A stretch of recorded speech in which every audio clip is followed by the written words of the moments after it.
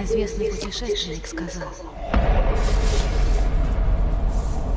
исключительно не мы, а то, что мы делаем.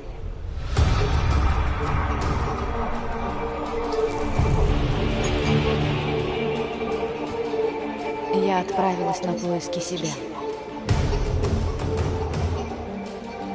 и приключений. Но приключения сами нашли меня.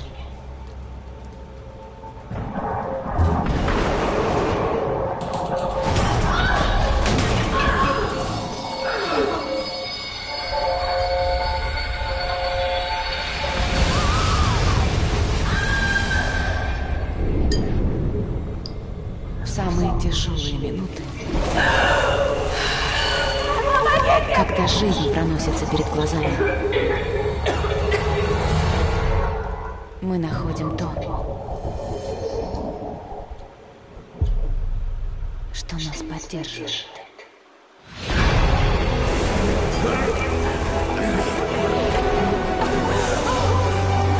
То, что придает нам силу.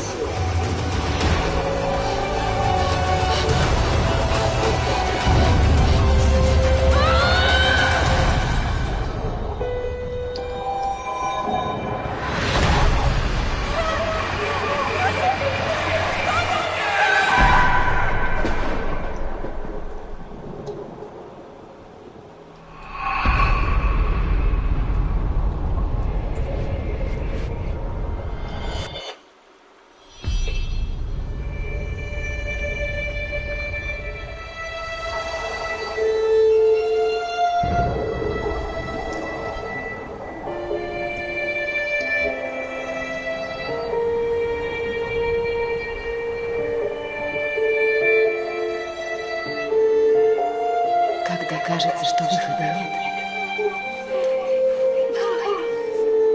Вдруг приходит озарение.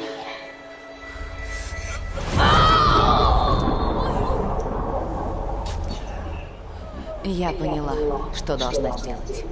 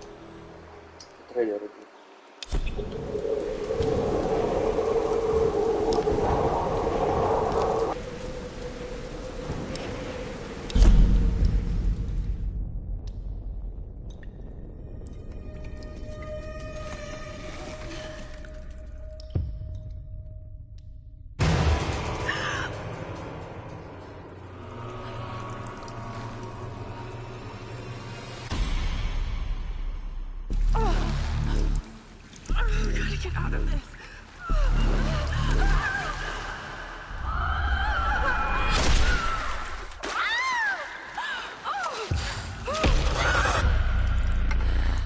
What is this place? Oh God, Steph. Need to find a way out.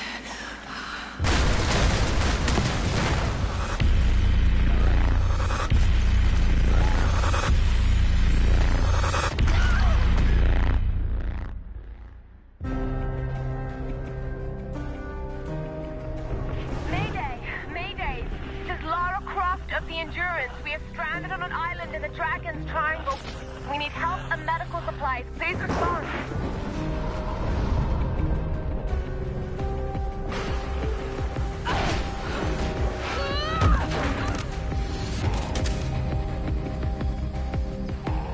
Sorry. Lara! Roth! Please come and get me. Easy. We're regrouping at my location. Get the hell off me! But some of the others wanted to go further inland. After that, I never saw any of them again. Lara, you're alive! Hey! Get off of me! Let go of her! You waited so long. Lara!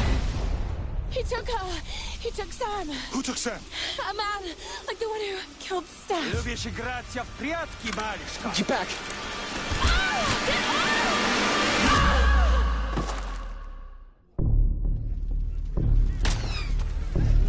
No one escapes. Out!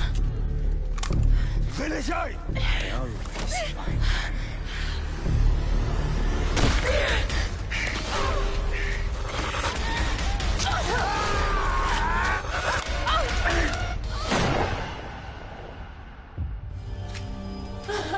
You can do it, Laura. After all, you're a Croft. I don't think I'm that kind of Croft. Sure you are. You just don't know it yet.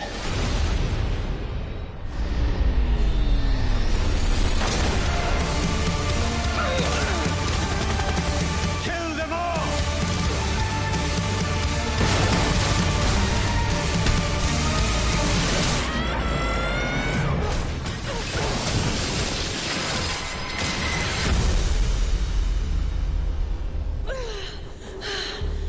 I hate tombs.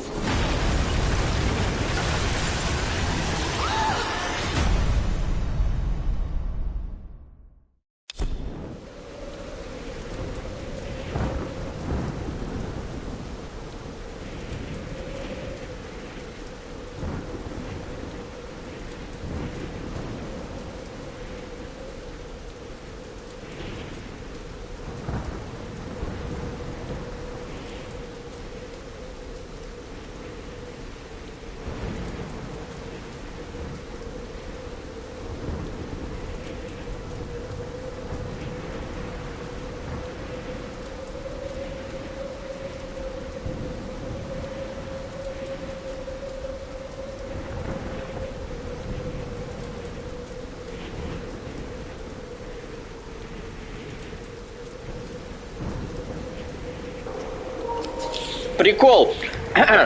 Я вот сейчас посмотрел второй ролик в коллекции видеороликов игры. И здесь упоминается некая Стефани. Так вот, этого персонажа вообще не было в игре, но она предполагалась изначально. То есть был некий персонаж, Стефани. Ее должны были убить. И вот в этом видеоролике просто использована ранняя версия игры, ранняя концепция, в которой был этот персонаж, а потом они переделали сюжет и убрали этого персонажа вообще из игры. Ее, кстати, должны были самые первые убить, Стефани.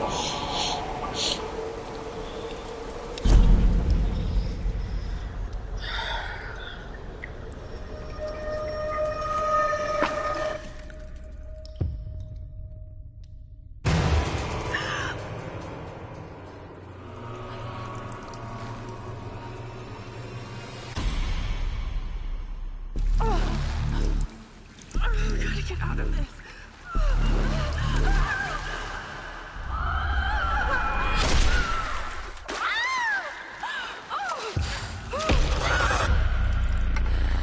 What is this place?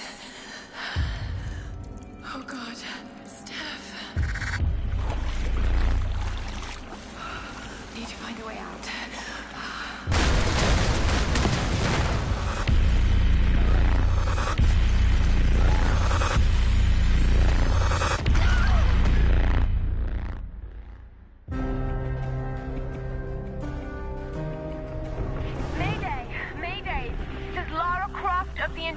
We are stranded on an island in the Dragon's Triangle. We need help and medical supplies. Please respond.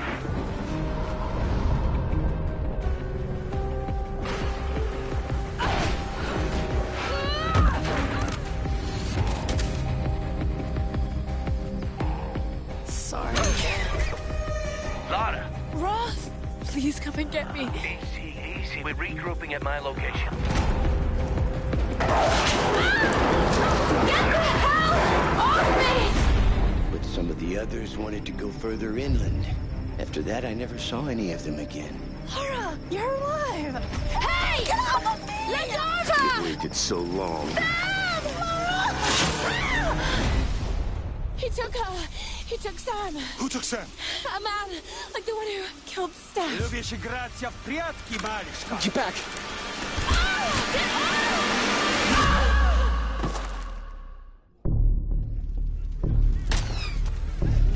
No one escapes. Out! Вылезай!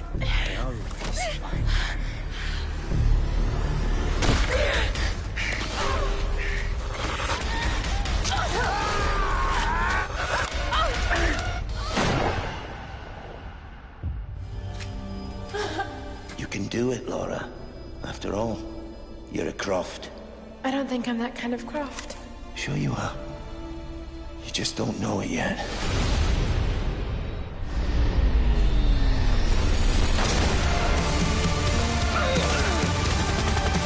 Kill them all!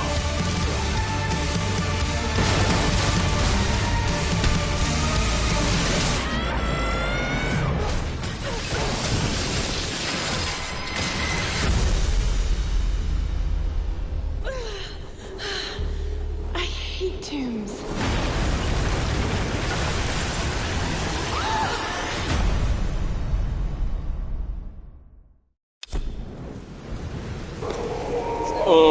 Получается, вот эта Стефани, она должна была висеть в виде трупа в самом начале игры, когда Лару Крофт ловят и подвешивают вниз головой. Но там действительно был труп, но просто вместо Стефани по какой-то левый вообще персонаж, неизвестный Ларе, там висел.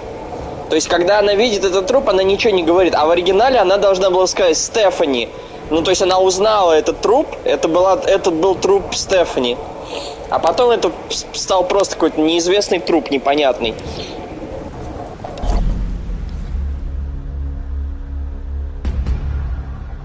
Hey everybody, Zach Levi here, just outside of San Francisco, California, at world-class development studio Crystal Dynamics, whose current project is the reimagining of the Tomb Raider franchise.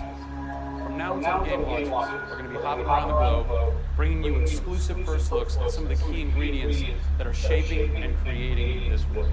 First stop, Digital Domain, Los Angeles, California, to meet one of the most crucial pieces of the Tomb Raider puzzle, Lara Croft herself. I'm Zachary Levi, and these are the final hours of Tomb Raider.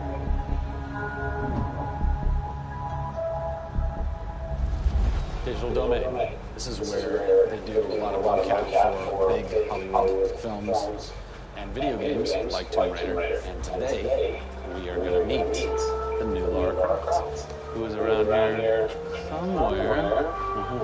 Teaser! And this is where the magic happens. I think that might be the new Lara Croft.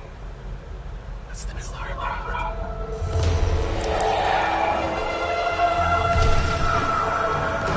Since 1996, many actors have played the part of Lara Croft, but for the reboot of this franchise, the team conducted an exhaustive international search for someone who could bring a whole new level of emotion to a character who's become so familiar.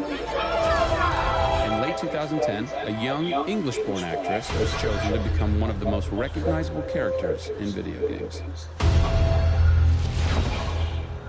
My name is Camilla Luddington. I'm a British actress living in Los Angeles. I am the voice and character of Lara Croft, the British heroine. When I was first approached for it, I really felt overwhelmed at the honor of playing an icon like Lara Croft. I think I screamed in my car, actually, when I got the role. Lara Croft, one of the most iconic female characters in all of games. This is really her origin story, how Lara became the super badass that she is in later games. She is just a young, naive, perhaps 21-year-old who has a thirst for adventure. We're used to seeing Lara Croft as just a cold-hearted, almost killer, and she's a badass and everything, but I think in this we see her struggle. When we went through the process of looking for actresses the world over, I mean, this was Europe, Europe, this was LA, we had hundreds and hundreds of actresses that were whittled down, and we ended up with Camilla. She had sort of that rawness that we wanted. Somebody who not only wanted the part, but was willing to push her character into that emotional area that we wanted. Let's learn a little bit about Camilla. Where are you from? I am from a town in England called Ascot in Berkshire. And That's where, right? I really didn't do TV or film or anything until I got here in Los Angeles. Really, I had a stage background, which I also think helps me with this because this is almost feels like performing on a stage. So here we are. This is the performance capture stage. The volume they call it. That's interesting. I'll just comment to me later. I think maybe it's like a measurement thing, like height and width and depth. I'm gonna go yes. Creates volume. Yeah. And you also do get nifty props. Yes. And what's a fun fact about this? Is that they'll put Velcro on this, and they'll be like, okay, you're gonna have a gun and another gun, and they'll just stick to you. How much Velcro does a bazooka need to stay on tightly? There had to have been a lot of pressure as far as being the new Lara. Did you go run around? Did you hunt war with a bow and arrow? Well, what's funny is I actually did archery when I was a kid. Oh, really? Yeah, at the time you're thinking, why do I do archery? When am I going to use a bow and arrow? And now I know. Is Lara a video game icon? A sex symbol? I think she's both. Obviously, she's a game icon. But I also think she's a sex symbol because she fights what she believes in. She's courageous. And I think those things are sexy. The shorts are gone. I'm sure most guys I think it's a bummer. I like her. Yes, she's still gorgeous. But now she's a person. Camilla brings truth. She is truly breathing life into Lara Croft. When Lara is supposed to be going through this emotional scene, you'll see tears streaming down Camilla's face, and it's real. People ran over to her, like, we know Camilla. She's got the best hair, tears streaming down her cheeks, and she's like, oh yeah. Wow. When I got this role at first, I did not even know that I would be crying so much. I just thought I'd be kicking butt. That was the Lara that I thought I'd gotten myself into. This was some of the most emotionally and physically draining work that I've ever done.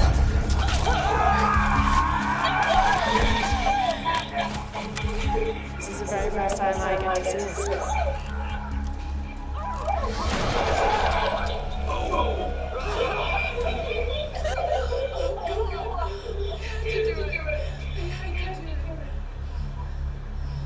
So the fans have now seen Lara's first kill.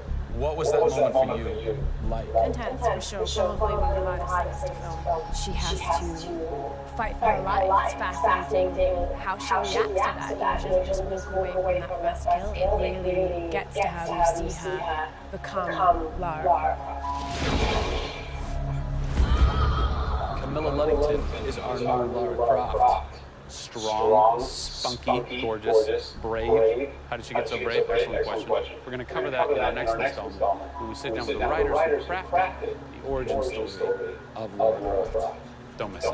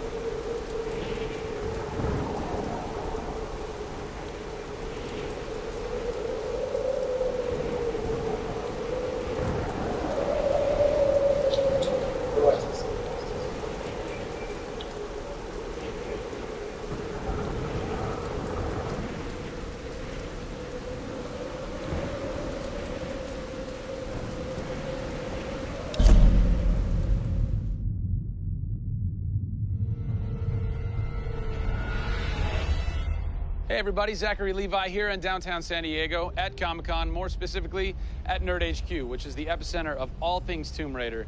The anticipation is building as the team from Crystal Dynamics continues to say that this could be the game of their careers. Today we're going to dig a little bit deeper into the story with some of the key writers and designers who are brave enough to tackle the origin stories of Lara Croft. These are the final hours of Tomb Raider.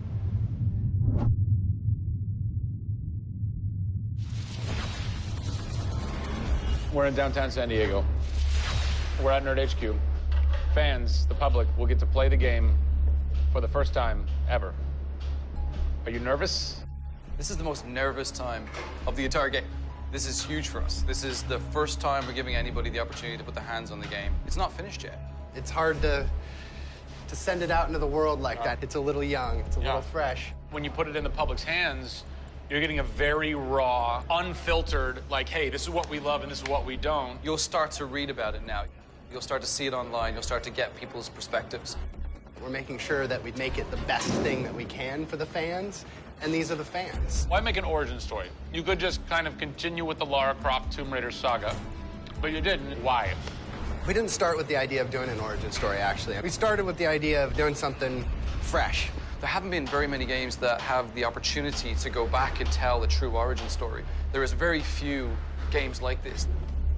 In the history of the Tomb Raider franchise, there has not been a female lead writer until now, Brianna Pratchett. For me, I didn't think of it like we needed a female writer to do that.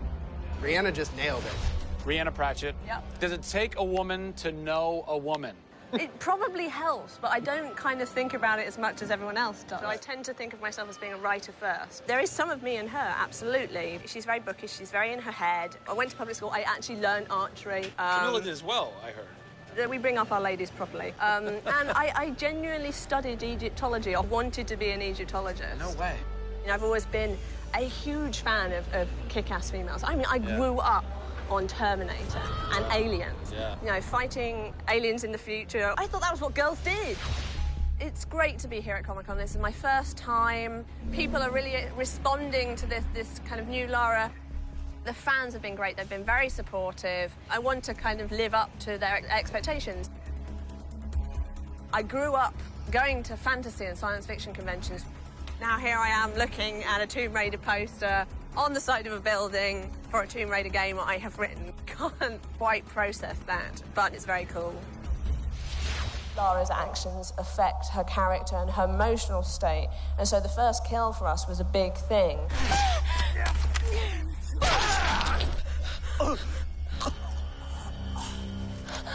It's not comfortable to watch, and it shouldn't be. Oh, God! And it is about picking yourself up, despite the fact that you're scared. You can't have bravery without fear. In video games, you're kind of tweaking all the way down to delivery. Yeah. Blessing or curse. Games development can be quite harsh on narrative. You know, you can lose levels or characters. You have to be amazingly flexible. When is the script finally finished?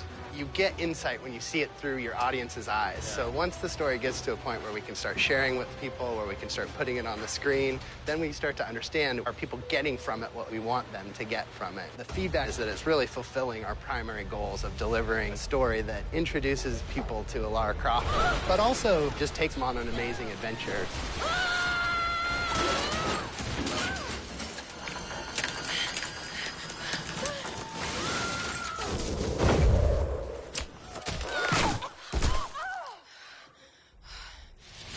John Stafford, you're kind of the dialogue typist, word monkey. The words that you've been speaking for so long. Yes. From this everything man. that I've been through that's been extremely emotionally draining and painful, I have him to blame for.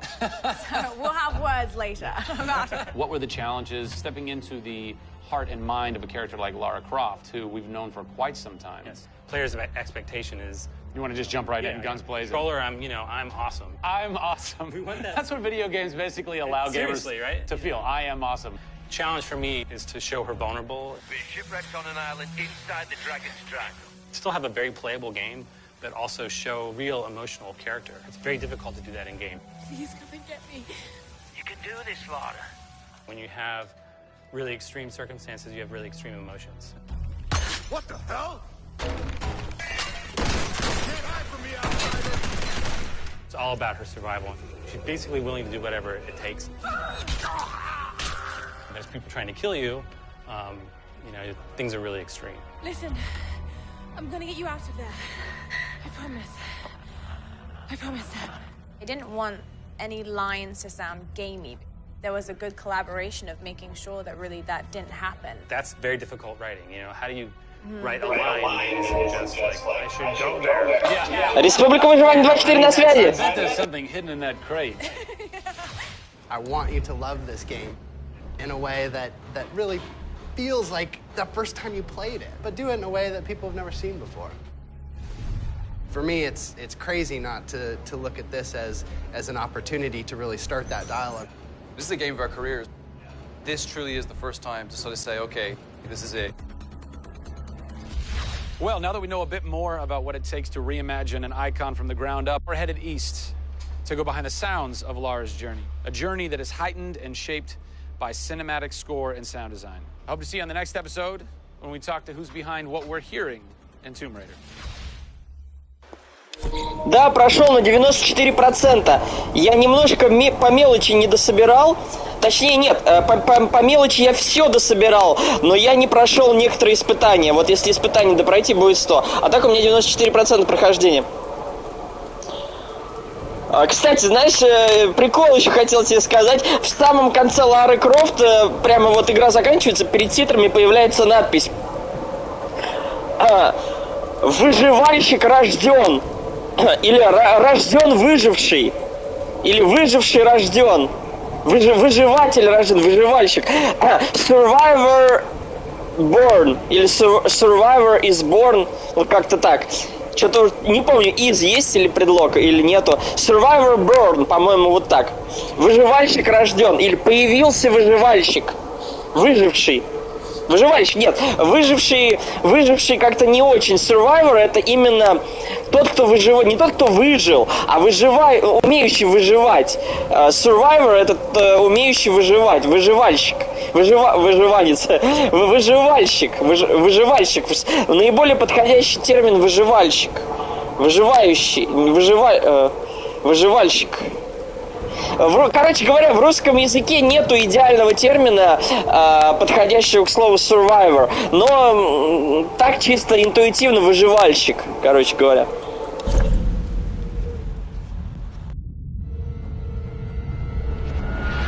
Hey everybody, Zachary Levi here in the heart of London's famous West End.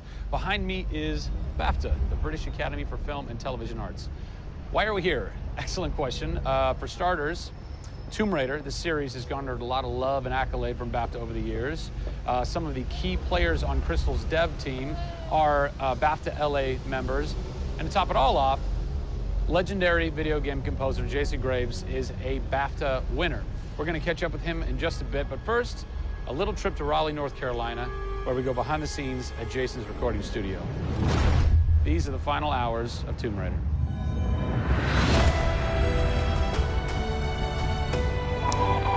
Нет.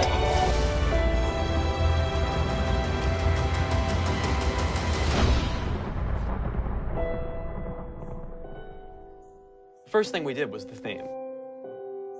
There have been many composers in the games or the films, but they've always used the original theme. They said, we want to start with a clean slate, a new theme. I did it on piano, very simple. I was really scared just to send it because I'm like, I don't know. I think this really works. I think I like it. We ended up taking that exact theme. The first demo I sent was on the first trailer. That exact same arrangement. Давай договоримся, пиши комментарии в промежутке между роликами. Я не могу читать одновременно. И там, и тут. Разрывается сознание, понимаешь? What are the things that attract you to that project? The heritage of a particular game, I think, obviously. And don't even get me started on Tomb Raider. I literally almost drove off the road. I was on the phone with the audio director. Like, oh, stoplight! And I had to pull over a little bit to not hit the car behind me. What I loved about Tomb Raider, what really drew me to the project was they had no pre-existing conditions. Because they wanted to get out of what it used to be. They wanted something new. They wanted something fresh. Jason's done hundreds of games by this point. He was an easy choice for us to go with on paper because he has such great experience. I listened through a lot of different material from a lot of different composers. I was really taken by how well he did the intimate stuff. The textures and the real, like, you know, intimate and vulnerable bits that we needed to highlight in the game were a great match for us. What is square one for you when you start wrapping your head around and going, this is where I feel like this world is going to exist? Main theme, call me old-fashioned. Then it was a matter of finding out what kind of percussion would work. And always going back to the melody and the theme, because that's kind of the heart of the game. The most signature thing that we need to get right is Lara's theme. One of our big goals was that it can be used in any emotional context. What does it sound like? High action.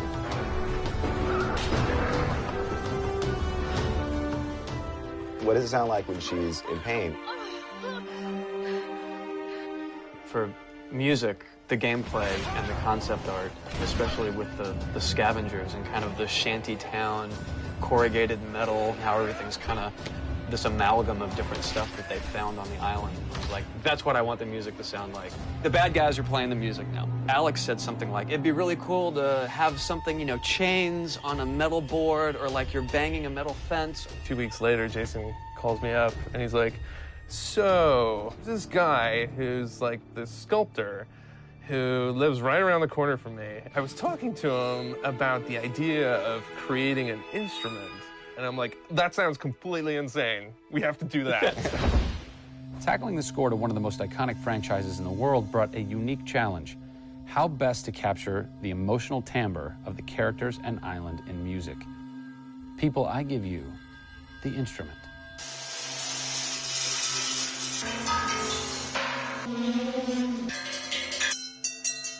The instrument. I was going to let Matt determine the aesthetics. I was really only concerned about the sounds that the sculpture was going to make. Matt built this, which looks pretty much exactly like Laura's original homemade bow in the game. There's different timbres based on different materials, metal, glass. It's a direct line from the plot, the characters, the story, the environment, straight to the sculpture. We always wanted the island to have that character in itself. Creating an instrument gave it this unique identity. It's got a voice. Yeah. The very beginning of the game is nothing but the instrument.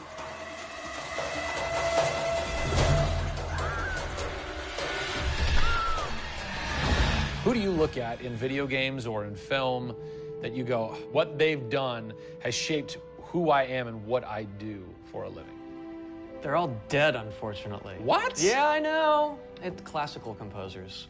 All classical? Yeah, I'm kind of going directly back to the source. Yeah. Prokofiev's, Tchaikovsky.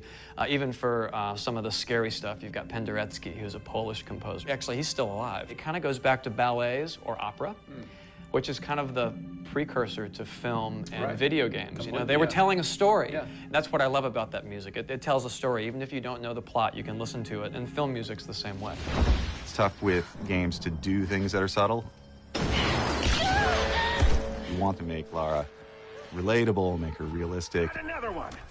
She went down over there. Tell her story from the beginning and show how she became the superhero she becomes. One of the first things that I ask any developer is the emotion. Because to me, that's the biggest thing that music can do in a tenth of a second. The music just, it nails the emotion. Wow, that was amazing, huh? I personally don't think I've ever sounded so good in an interview before. Although Jason, Jack, and Alex are audio savants, so that would make perfect sense. I cannot wait to jump into this game, not just for the amazing action, but the emotion and mood and tone that they're going to set with their incredible skill. Tune in next time for a special secret announcement that is going to change the way you play Tomb Raider forever. See you soon.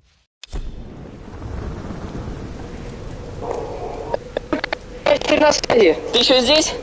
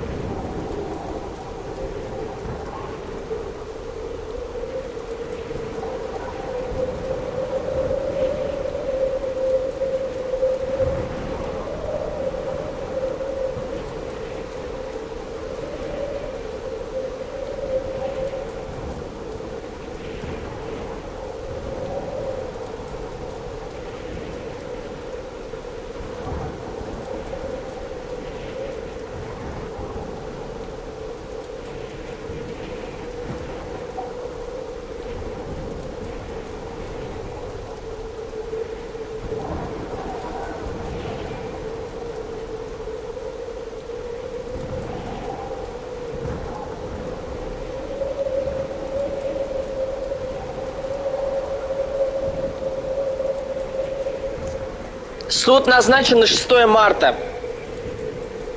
Но знаешь, в чем проблема? Суд будет чисто по оскорблениям. То есть побои сняли, статью за побои на него не повесят. Я не понимаю, почему. У меня же есть доказательства.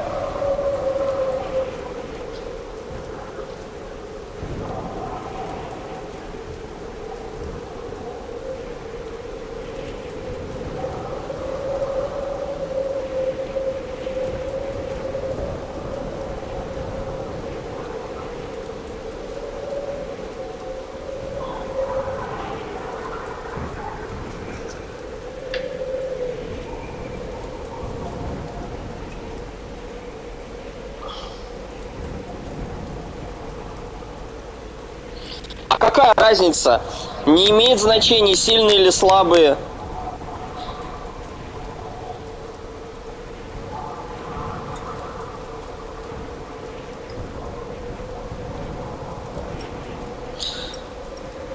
Да что знаю? Нет, вообще странно. Как понять, замяли? Понимаешь, замяли, это можно было бы сказать, если бы вообще дело не было бы доведено до суда. То есть, если бы не было...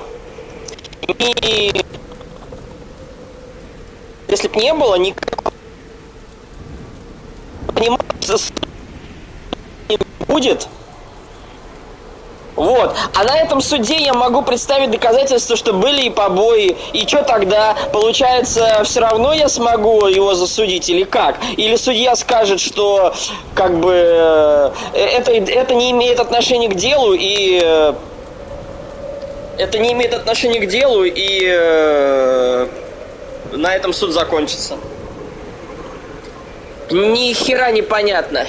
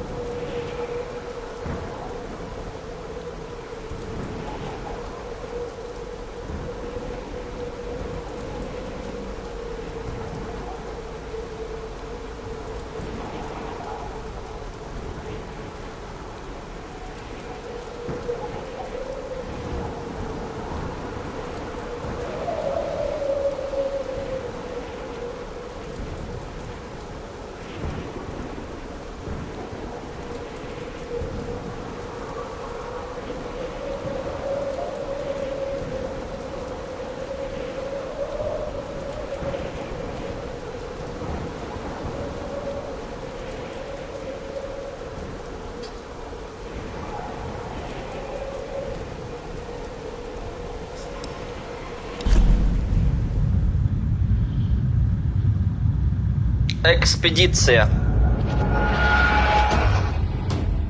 Hey everybody, Zachary Levi here. Over the last few months, we've brought you exclusive behind-the-scenes looks at the final hours of development of Tomb Raider. You've seen Camilla recording her last few lines, Rihanna musing her last few words, and Jason completing the last few notes of the score. As those key pieces lock into place, it's time to reveal one of the last portions of the game, and a team that's been shrouded in secrecy for 2 years. We're here in the beautiful and freezing Montreal, Canada, to bring you the final hours of Tomb Raider multiplayer edition. These are the final hours of Tomb Raider. Welcome to yet another world-class studio in the Square Enix portfolio, Eidos Montreal, home of the multi-award-winning game Deus Ex. Locked away in one of the far corners of the studio is a team of experienced, passionate professionals who have been specially brought together to create the first ever multiplayer component to the Tomb Raider universe. Let's meet the team behind the vision, direction, and decisions, and hopefully get a chance to play a few rounds.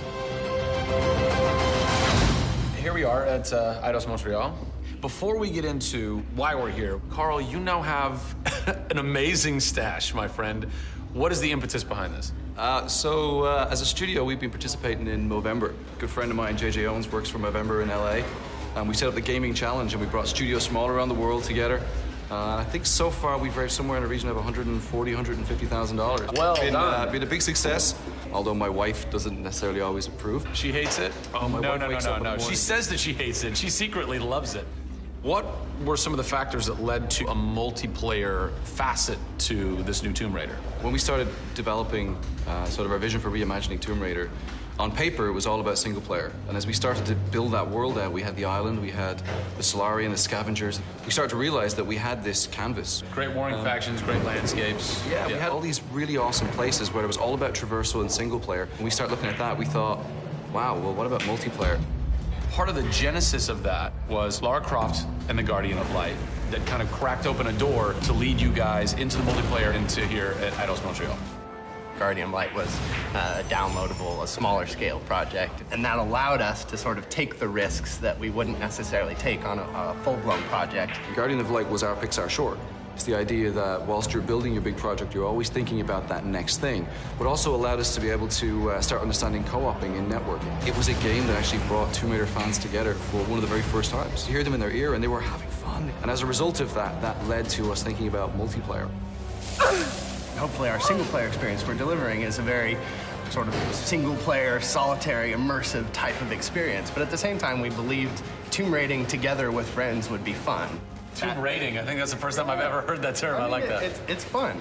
You know, axe climbing and zip lining and the traversal that we get in there and the traps. For me, it was very sad to have that catch-22 of it would be great to do this in multiplayer, but we just can't split our resources like that. And that's how Eidos Montreal came about. We had staffed up our team to develop a single player. Everybody was gelling together really well, and it wasn't something that we wanted to just bolt on. We always said if we were going to do it, we're going to do it right. If you could have a fan play the multiplayer for the first time, what do you want them saying? For me, they're kind of different moods. It's not like I do one or the other. It's kind of like sometimes I turn down the lights and just play that single-player experience, and other times I want to just jump in and have fun and start killing fools.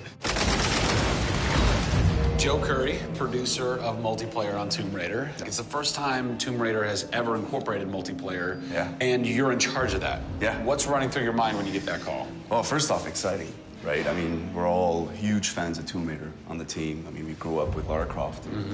But when we spoke to Crystal, like, we want to do multiplayer, and we're thinking, how do you do that?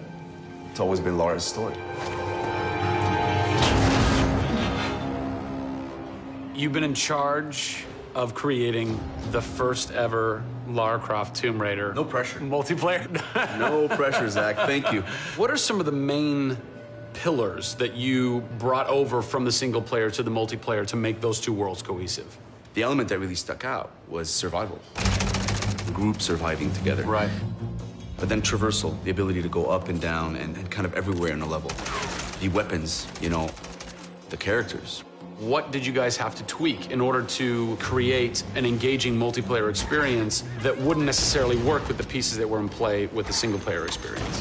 One example is the bow. Especially in the reboot, it's so iconic that we had to make it work for multiplayer. You have a certain forgiveness when you play single player. Multiplayer, players expect snappiness. I shoot you, I expect you to go down, or you can just do what I do, which is take out the biggest gun and just run for them and shoot them out. The environment itself can be a threat. The Solari, you know, the guys that are on the island have had a chance to prepare traps. We've got things like an ammo box that looks like an ammo box, but it's really an explosive device. I need ammo, and it looks just like the regular ammo box, and then you're gonzo. We have a lightning rod. You'll get a lightning strike on the rod, and then you'll eliminate your enemy. First and foremost, we want to be humble. We want players to just have a really memorable experience. I had fun doing this. Do you remember when we set that trap? Moments that the players will come back to and talk about experiences that they've had for themselves, not necessarily the game offering them experiences. Absolutely. So, Joe, behind us we have the QA team, or the quality assurance team. They're a part of the development team. They can tell us what we need to fix and what's working and what's not. When do I get to game test? When do I get to get my hands on the game? Soon. We got a surprise for you first, Zach. So, when I was approached to host the final hours of Tomb Raider, essentially the biggest tell that I had was, I want to be in the game. I want to have a cameo, I want to have something. So guess what? Boom! Boom! Boom! I'm a playable character in the multiplayer Tomb Raider. How sick is that, Joe? You and your team are awesome. I can play with myself, virtually. Are we ready? Oh, that burns! You suck! Get those transmitters running. Radio transmitter activated! We're getting off this damn island? We send this thing. Beautiful. I would like to try and kick your butt as me in this map right now. Should we try it? All right. Bring it. Let's do it. It's happening right now. Oh, nice! Was that one of my traps? That was one of your traps. Yeah! These booby traps are really fun. I mean, they're really, really fun. Yeah! Don't worry about it. Just because you made the game and I beat him. As you can see from the people and passion here at Eidos Montreal, this isn't just some add-on. They're devoting themselves to making this an experience in keeping with the feeling of single player. Familiar, yet different. Coming up in the final 2 episodes of our series, we go back to the home of Lara Croft. They're taking Tomb Raider to the finish line, and we'll be there for it.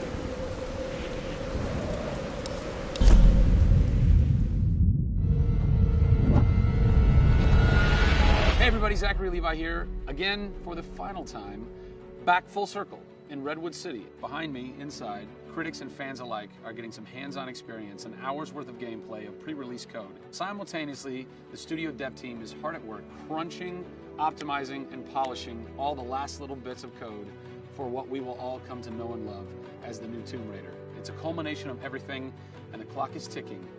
These are the final hours of Tomb Raider.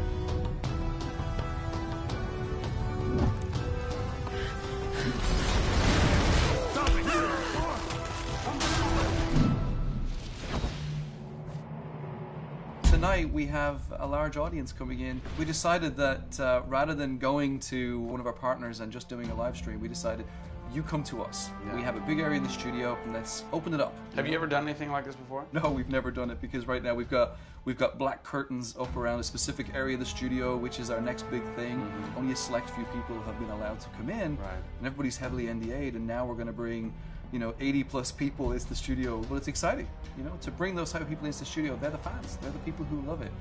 And we want people to be a part of their experience. On one half of the studio, all that is going on like crazy. But basically in half the studio, you guys are just pounding, working out every last glitch, every last bug, making sure that it's all just perfect, done and perfect. Exactly. For your certs on Friday. Yeah. What happens when a game fails, cert? Then things start getting sweaty around here. You're dicing with death right there. We might be missing a release date. That's how big a day this Friday is. Yeah, it's huge. If we submit and they come back and say, hey, there's maybe 35 things that we'd like to change, then as a studio, we'll change them. We'll improve them. Or there's small things that they say, hey, this experience might be better if you just fix this little thing. Then of course the team are literally sitting there waiting for that to happen. And there has been games I've worked on where we've submitted and within 24 hours it would get kicked back and they'd say, hey, you guys are crazy, you shouldn't have submitted it. So, there are 80 people in the office right now. You're 4.5 days away from delivering this thing, and they're strewn about. What are they all doing?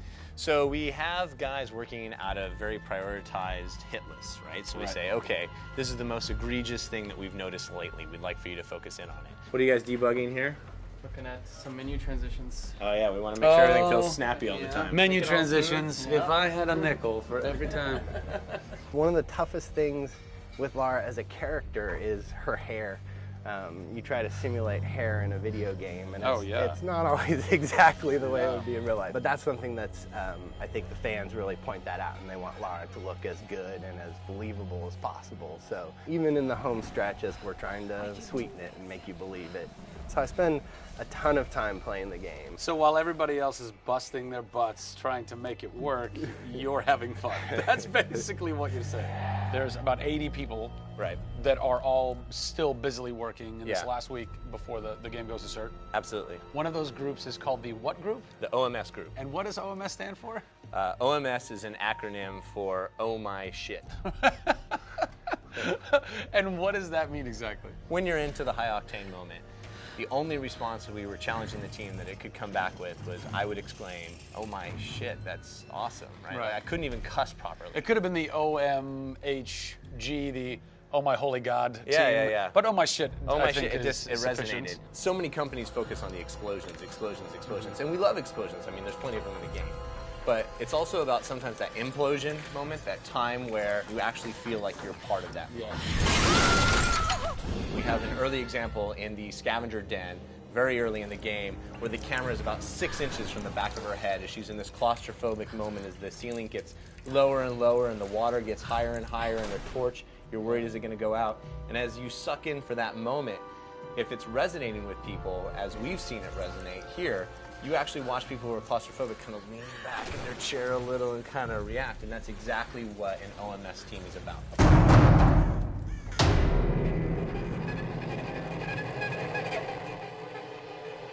You feel confident that in 4 days, in 4.5 days, this thing is like ready to ship and ready to rock and gonna blow people's minds? How about we look at that? I got a board that'll tell us. Oh yeah, where's your board? Right over here. I'm a stats guy, right? Okay. Like, it's got to be like the McNamara version of reality, right? So, and getting things done, like it's very NORAD-like with the update on where we are with bug count. So we have the number of days that we want to count down for, the priorities of what people are given against, and then an overview of how many things are remaining to be resolved per person. Carrie's got her work cut out for her. Come on, Carrie. Yeah. Ultimately, we have to figure out how do we hit the quality on a predictable timeline. So right now, we're trending towards being able to hit that in 12 days. But you need to deliver in 4.5. Correct. So what does that mean? I need to go right now. Where's your head at right now, knowing that in 4 days, Yeah. it's got to be completely done? I'm super critical of what we do. You know, you tend to be perfectionists. I'm absolutely that way. It's more like, this is leaving now. Yeah. You're done working on it because time's up. Yeah. And you're like, but there could be one more thing I could do. It's a weird feeling because it's been part of our lives for a very long time. How long have you been on it? Definitely 4 years, yeah. Like 4 years. Yeah, 4 years. That's insane. I know. I was young. Yeah. Fresh face. I was young then. Yes. No bags, no I had grey a hair. soul. Yeah. It's been a roller coaster ride, and during that time we've been around the world, we've gone to shows, we've shown press, we've given hands-on, we've had community events, we've been in San Diego with you at Nerd Machine. We've seen people excited to see this and play this game, and it's been awesome. It's not just about Lara's arc, it's about the arc of people who've come in to the roles. You know, we've had people come in as animators and move up to the highest levels in their profession along these 4 years. So people have grown in these roles, families have expanded, kids have been born, but we're coming to a point now where we're, you know, probably 70, 80 plus days away from launch, and this phase has come to an end. You know, it's been awesome. With less than a week to go before console certification, the last few bugs to squash, and a general lack of sleep all around, this production is definitely going to go down to the wire. Will they make it? Join us next time on the final hours of Tomb Raider to find out.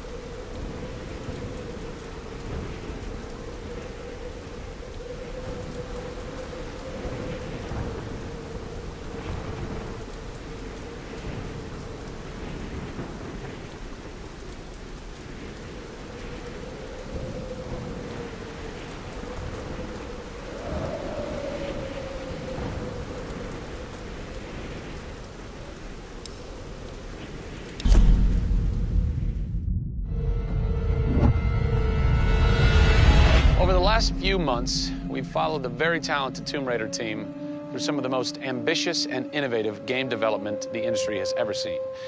In the next few days, they submit the final code for certification. If they pass, game ships on time and everyone gets a much-deserved sleep.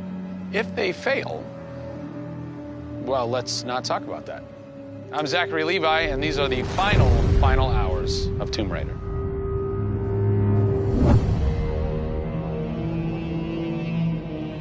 We've been around for 20 years at this point. Oh, wow. In this industry, that's crazy. Yeah. 20 years of games, and many times we've almost not made it, right? Through generation transitions, or you've had ups and downs in terms of games being released. And for us to still be here, making games and being competitive, it's amazing. Is this pretty typical for you guys to be in the last week and really all you've got left are these little bugs to do? Maybe it's a few hundred still left to go. The team's cranking them out. You know, you're play testing it a lot. You're getting QA, quality assurance, to make sure it's clean. You know, stuff's coming in still, as in like, hey, this crazy thing happened here. And simultaneously, IDOS Montreal is doing what you're doing, just with the multiplayer. They are, at the same time, because the multiplayer and the single player are being delivered at the same time. Yeah, so it's a big on team. Friday. Everybody's got to come together at the same time, at the same moment, and put pencils down and say they're done. Pencils down. Done. See. We're submitting in 4 days. Let me tell you now, we've had to move. Brian Horton, he was art director. He moved over to my department in Brand about a month ago. There was a morning that he woke up and they went, "You've created a beautiful world. now step aside. So my job is I'm working with a very talented team in the brand to make sure our screenshots are good, to make sure we have covers for magazines, posters, to make sure we have posters. Right. There's a lot of materials, just like in a film. Yeah. Where when a film's done and in the can, you have to sell it to people. You have to let them know what's cool about it. Listen, I'm coming to get you. I'm going to get you out of there. I promise, Sam. What's been great about this over the course of the entire process, you traveling around with us, is that we've been able to bring you the final hours of each of the pieces. Yeah. We've spent probably the last 6 months watching how the music's come to an end and the voice acting has to be done. So each of our episodes up until now has really shown a side of the final hours of that particular person's role in the game. And now everything's come to a head where we're submitting the game this week. The guys are tirelessly working. You know, the guys have literally, at some cases, slept in the studio. Okay, so launch day, let's say you were at March 5th now. Where are you? What are you doing? I'm probably in bed trying to get 12 hours sleep. Because more than likely I would have been at some midnight opening the night before up till very late celebrating. So I'm probably at this time of the day, I'm probably in bed. I think a lot of us won't even know what to do with ourselves. You get so heads down in something, and it's been a part of our lives for years now. And you sort of get to that point where waking up in the morning, you're thinking about the game, and going to bed at night, you're thinking about the game. I'll try to sneak a little time here over the holidays, but then, you know, wait till the dust settles and we really get this in the hands of the consumers before I can really relax, I think. Even though I played the game so many times, I cannot wait to take the cellophane off that game. Yeah. Pop it in. Yeah. It's the ritual. retail. Yeah. It's the retail copy. Yeah. And there's something special about that printed disc, putting it into the system, and you're like, this is the same game that I worked on for 3 years plus, and everyone else can have the same experience that I'm going to have right now. Yeah.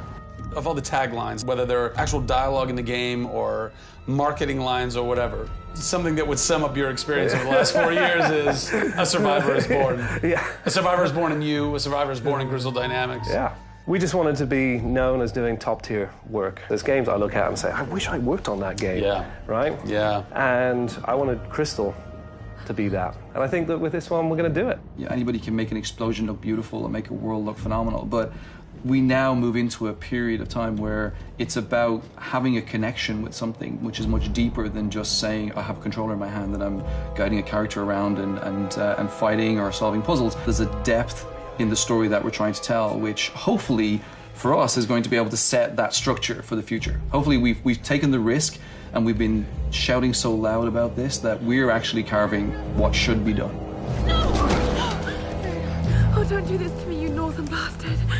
Are you excited? You nervous? I'm both excited and nervous, you know, because we've been masters of our own destiny up until this point, and now we're going to continue that right through to launch. And what's great is that from the very first presentation I gave with Daryl about here's the vision of the game, all the way through to the very first game sitting on a shelf on March 5th, we've been there for the ride. We've been on that journey. And then all of a sudden you reach March 5th and you're no longer there's millions of copies of your game out there, and they're in people's hands, and you're thinking, like, how are they playing it? Are they having fun?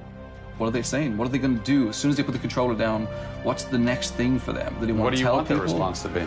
I hope those people see that the story we've built and the foundation we've built is one that will last a long time. Doing something that's special is just incredibly tough, no matter what it is. You've got to really want it. You have to be passionate. You have to care about it. Everybody realizes that this is a game of their career, and everybody wants to put as much time and energy into this as possible. We have a studio full of passionate people who have put their lives into making this thing happen. This is not just a game that we're just going to ship on March 5th and people will go, great, I've got another game to my credits. This is one where the team are going to look back and go, that was a journey. It's been an honor to be able to work on Tomb Raider, and long may it continue. I see this getting bigger and better over the next few years.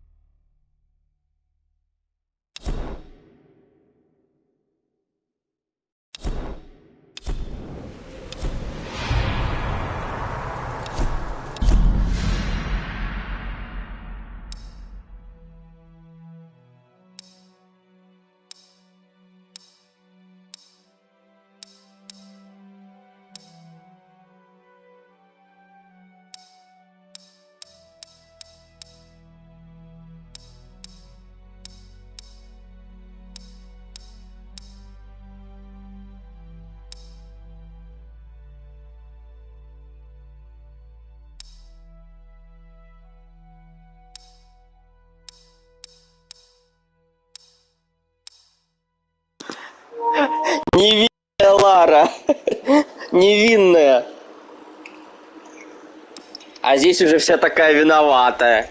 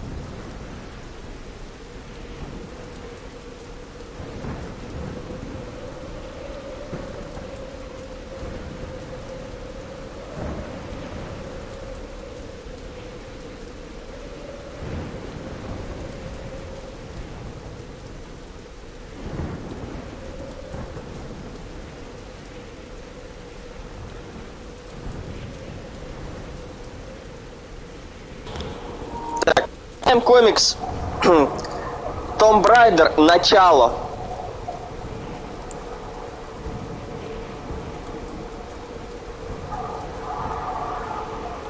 It's Tom. Come. Knock, knock. Кто такой Том? How's my favorite client? If I see him, I'll ask. I hope that's a chai latte. So the network tells me season 2's figures are doing okay.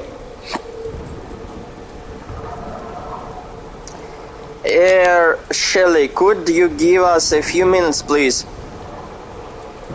Oh, of course, it's Shelby.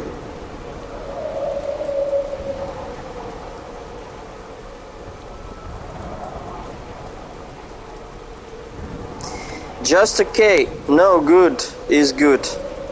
Okay is good. Good is good. Just okay? Okay is good. No, good is good.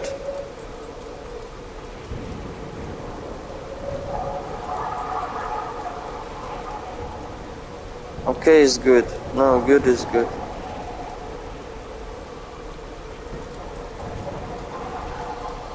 Just okay. Okay is good. No, good is good.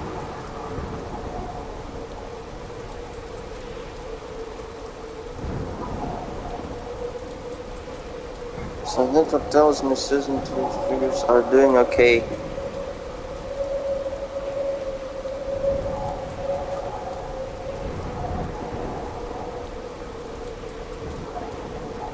Don't panic. They have commissioned a third season.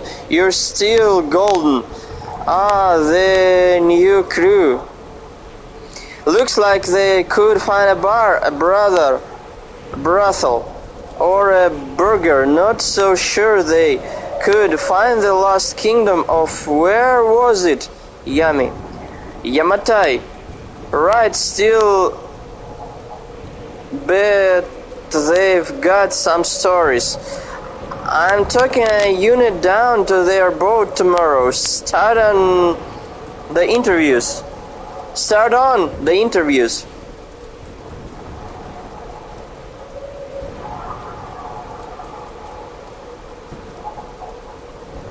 An ex-cop seems a bit excessive for an archaeological expedition.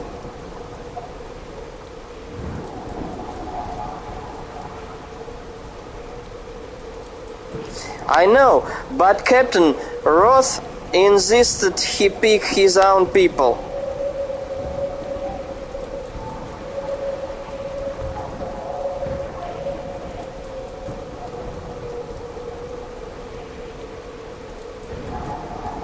Lara Croft, where have I heard that name before? Now she's someone I wouldn't mind getting lost with.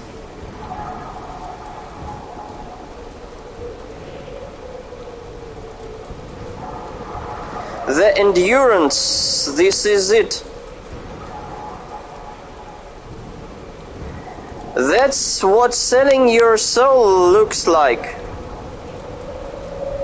Surprised it was worth so much.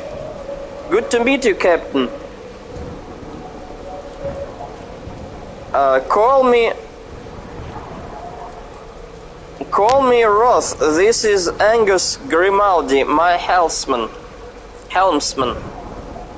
Angus Grimaldi. And this is Lara Croft, one of our deckhands. It's an honor. I watched all your shows. I studied Asian archaeology at college. Did you know? Well, always good to meet a fan. I'd very much like to get started on the interviews, Roth.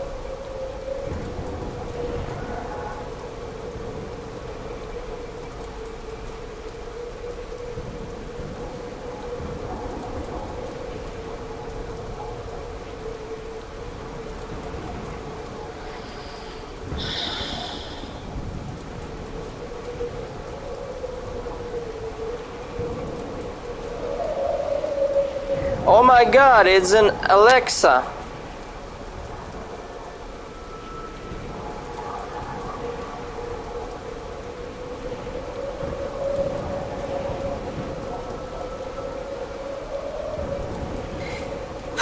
Это я только 3 страницы прочитал. Ну да.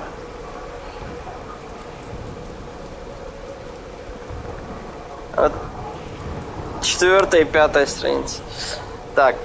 Oh my God, it's an Alexa. Алекса какая-то.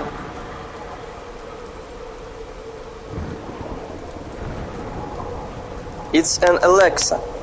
Alexa. Alex. It's an Alex. It's an Alexa. Что значит? Сэм, don't disturb. Саманта здесь такая охуительная, прямо вся такая сексуальная, а в игре вообще какая-то она... Ее в игре специально сделали невзрачной, чтобы Лара Крофт, образ Лары не затух на фоне сексуальной Саманты, а в комиксе она прямо даже красивее, чем Лара. Да. Sam, don't disturb them. I have to. It's so beautiful. It's an Ari Alexa, isn't it? Yes, the Plus. I've got the original digitals, the only way to go, isn't it? Cuff. Let's not lose the light. Sorry, she's a camera nut.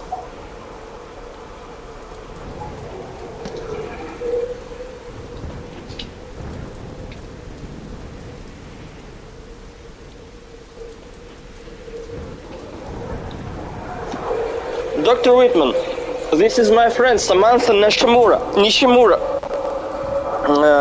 We went to college together. I'm not one of the crew, I'm just keeping Lara company and topping up my tan. ain't no powders gonna help our faces less. No, then perhaps I can take your drink. Nope, the brew stays with me. We'd rather you didn't drink on camera. Not brew, iron brew. Finest drink in Scotland, finest drink in the world. Oh, just let him have it, we have to start. I'm here with Captain Conrad Roth of the Endurance and his helmsman, Mr. Angus Grimaldi.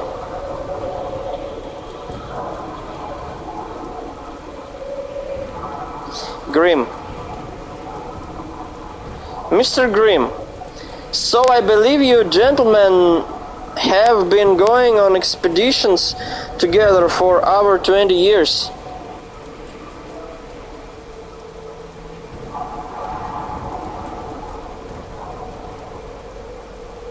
What he doesn't know about ships isn't worth knowing. If it's wet, I can sail on it. Tell us about one of your adventures. Remember Somali, Angus? Yay. Yeah.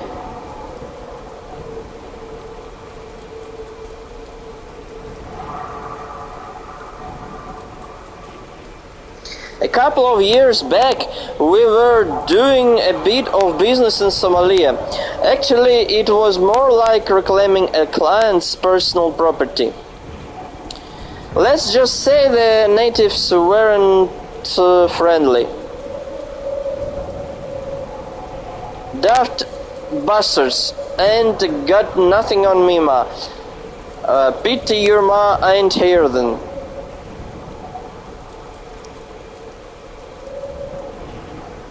Think they'll kill us, probably. Wish they'd hurry up then. It's all this fanning about I can't stand. You saw the horse, right? Yeah, in that side office, along with your pistols. Buyer must have not shown up yet. Damn it, Angus, I'm not going out like this. There's a jeep outside, unguarded. Damn it, Angus, I'm not going out like this. There's a jeep outside, unguarded.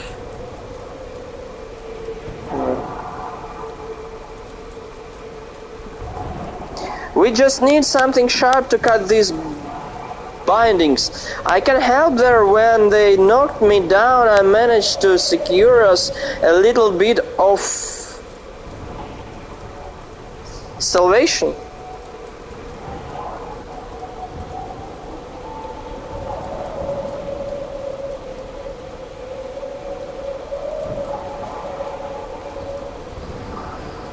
So then we escaped, got the horse back, stole the jeep, narrowly escaped being shot, stabbed, and cut up with a machete.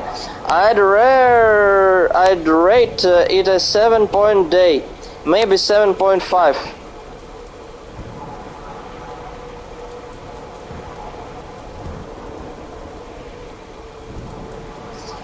Yeah, should that be happening? Shit, it's coming from the engine room. How the hell have you been keeping this thing afloat for so long? Can you have fixed her? Unlikely, even if I could, it would take weeks. We don't have weeks, we're on a schedule here. You'd better pray for a miracle then. Or phone one. She won't be happy. Bit of a situation. Can you come a few days early? You know, I'm looking after Alicia. We need you. Okay, I need you, Rice. I'll be there tomorrow.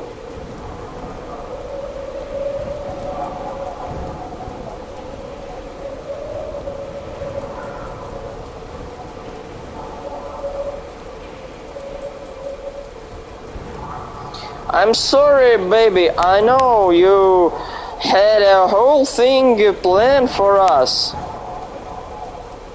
Oh, it's okay. Uncle Roth, Lara. Alicia, you've grown.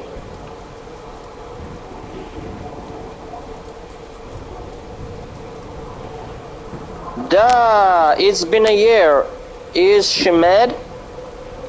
Yeah, but work will calm her down. Thanks for coming early, Rice. The engines died on us. I was hoping you could coax it.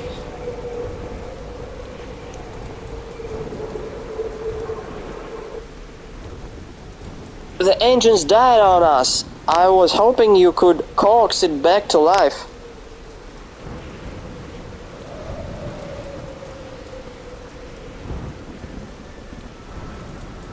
Mom can fix anything.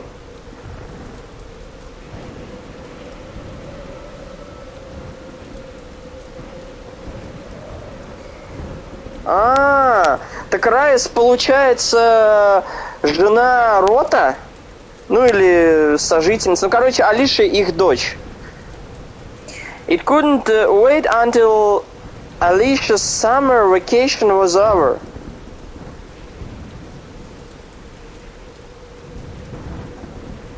We're on a tight schedule. TV money is good. Money is good, but they don't like being jerked around. Neither do I. Come on, let's get you some breakfast.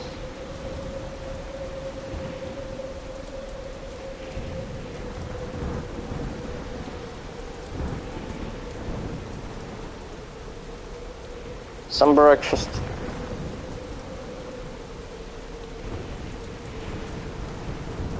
Let's get her while she's fresh. Jocelyn Rice, I presume. Jocelyn Rice, I presume. Yup, Mr. TV, I presume. I'm busy. I'd love to interview you. I'm busy. I promise we won't take up too much time. Go on then, get it over with. Why don't you tell me why an ex-cop ended up being a mechanic?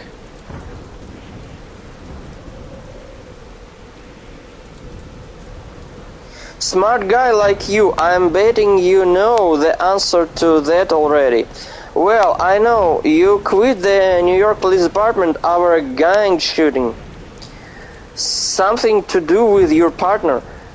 Let me tell you something. He was one of the best on the force. Taught me everything he knew about being a good cop.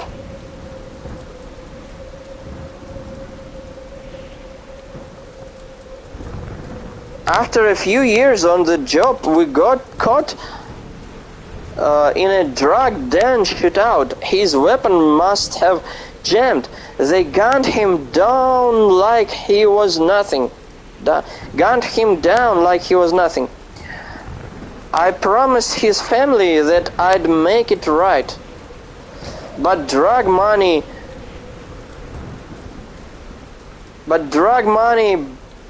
buys good lawyers. The bastard got away with it. I couldn't take that, so I quit. But I'd made a promise.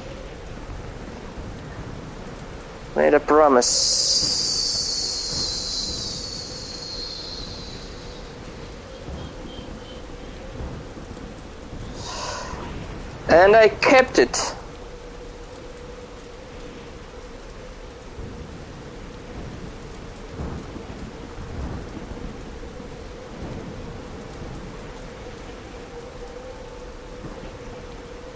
I kept it.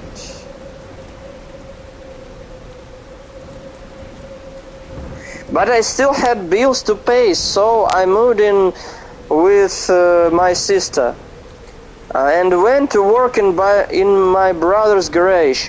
The work calmed me. I guess you could say I had a knack with machines. They're less complicated than people.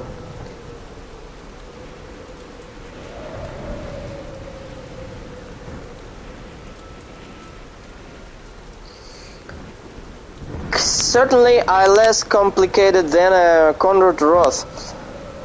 I met him down at a bar I used to drink at after work. It had been a tough day. I was missing the force. You've had enough. Fill it up. Damn it. If I can't find them, I'll forget them. Some guy was making a fuss. He'd been drinking all day and they'd cut him off. He wasn't happy. Kept talking about his missing friends and how he should have found them by now. I wasn't in the mood for other people's bullshit.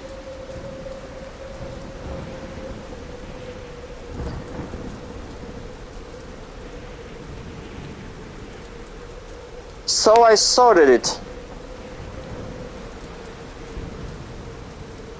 When he came to, I was ready for retaliation.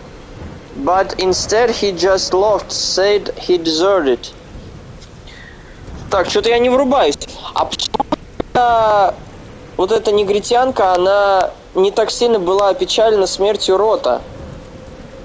Если у них общая дочь. Что я вообще не приезжаю.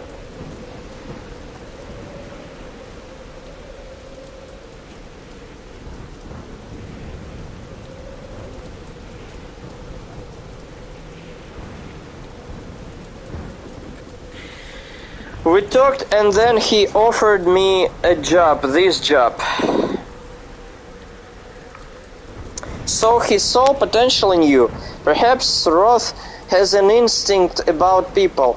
Can't say I agree with him every time, but the man trusts his gut. And what about Alicia? Has she ever come on an expedition? No. I normally keep her away from all that. My sister looks after her when I'm away. What about her father?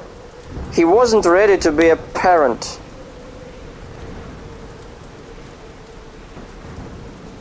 There's a call for you, Dr. Thomas Goldman. For you, Dr. Thomas Goldman. I'll be right there. James, how's it going down there? This bunch'll make for great TV. Here, that's what I was ringing about. What is it? The final figures are in for season 2, or Whitman's World. They're not good. When you say not good, I mean bad, really bad. Shit, I said Aztec ruins were a mistake. There's no easy way to put this, but the network's pulling the funding for season 3. It's over. I'm in bed, really bad.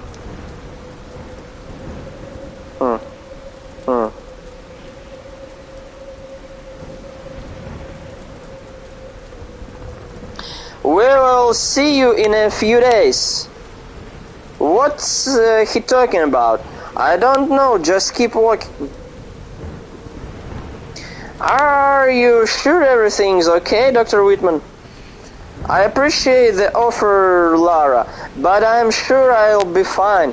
Oh, of course, the network just needed them elsewhere for a while. They will be back. Okay, but if I need any help whilst your assistant is away, just let me know.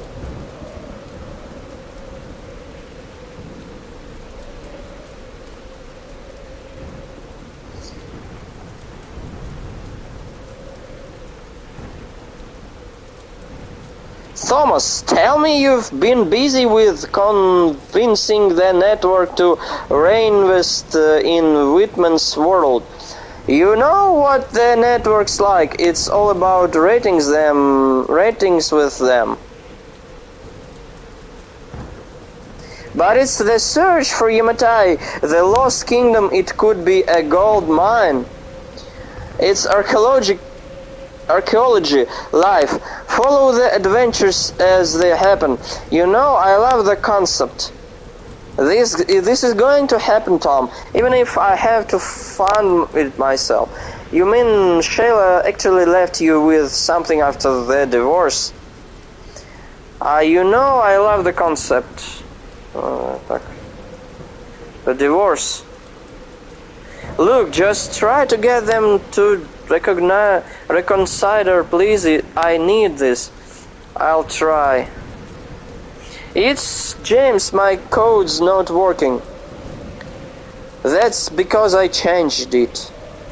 Just let me in.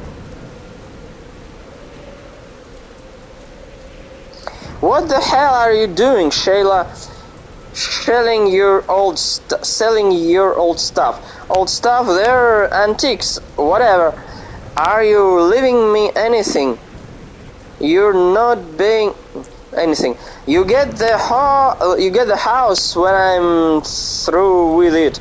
I get the bank account and the rest. You're not being reasonable.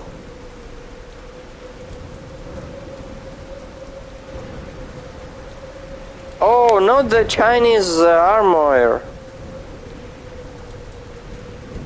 Thomas told me about the network canceling your show. I thought that I'd better take what's out to me while you've still got it. Look, let me sell them for us. I'll get a much better price. Do you really think I trust you after what you did? She was 24, 22, but it doesn't matter.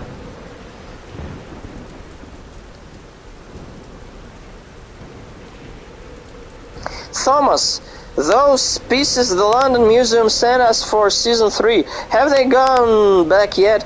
I've got them here. They will have to go back soon, though. Then get them ready for me. It's best I don't know what you want this for, isn't it? So who are these guys? Fu, Lu, and Shu, the Chinese gods of good fortune, prosperity, and longevity. My local Chinese restaurant has something similar. There are versions in every home in China, but these boys date back centuries. If this don't get back to the museum, we're going to be in some serious shit. Delayed as long as you can. Worst comes to worst. Just tell the museum that I'm delivering them back personally. Fergus, it's me, Green Door, right? Right. Look, you need to be careful with this guy. You wanted a quick buyer, I got you one, but he's unpredictable. I don't have a choice, I'll give you your cut after the sale.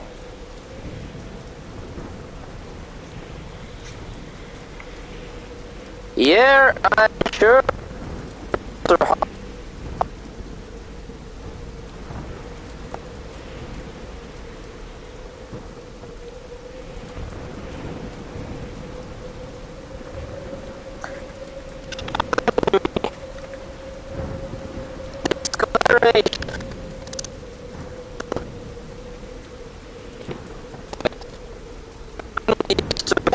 Even. Here, maybe if you took your shades off, that won't be.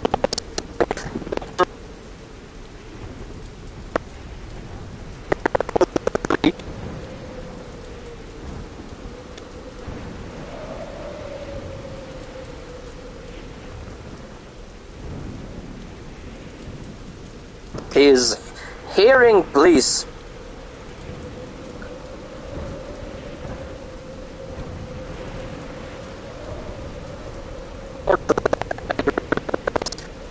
Really like your show.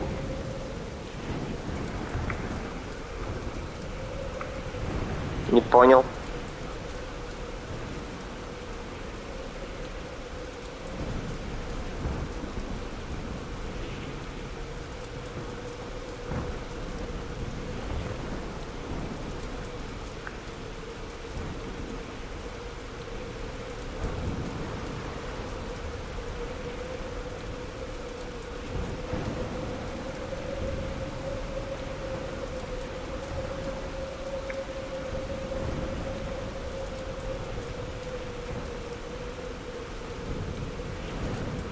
I can assure you, those are genuine and well worth the agreed price. Sorry, really like your show.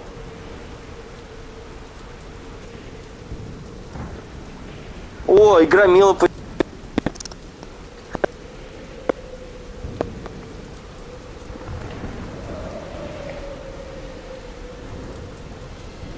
Вообще вот этот весь комикс можно было краткой предыстории к игре, смотрелось бы офигенно. Я не понимаю, почему они не сделали вместо нормальной предыстории к игре, они сделали короткую, какую-то разорванную, очень кратенькую историю про кораблекрушение, которая показана очень сумбурно и не скомпонована. Зачем вот они так тупо сделали? Вот этот комикс, вот эта история в комиксе показанная, она бы смотрелась офигительно просто в качестве предыстории к игре. Просто офигительно. Это самое вот, ну реально вот было бы офигенное вступление к игре. Прям реальная предыстория, и потом уже кораблекрушение и события на острове. Ну офигенно бы смотрелось. Нет, блядь, они тупо какое-то сумбурное кораблекрушение показали коротенько и все. И на этом все вступление заканчивается.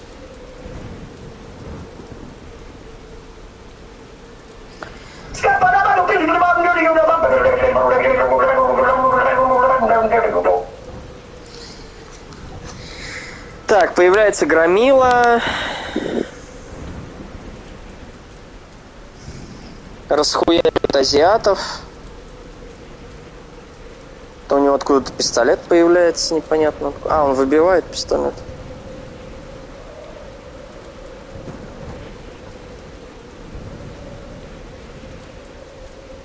Кто он вообще такой? И какую связь он имеет с Уитманом?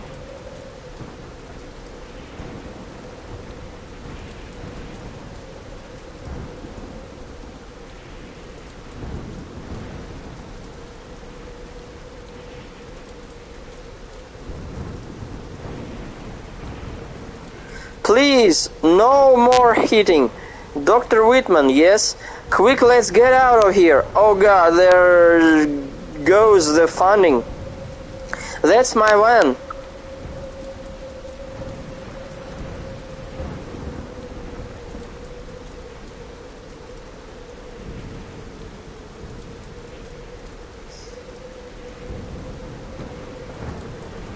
Who are you? I'm Jonah Mayawa. Иона, это Джона. Roth sent me. He thought you might be getting yourself into trouble. Roth knew. He pretty much knows everything that happens on his ship.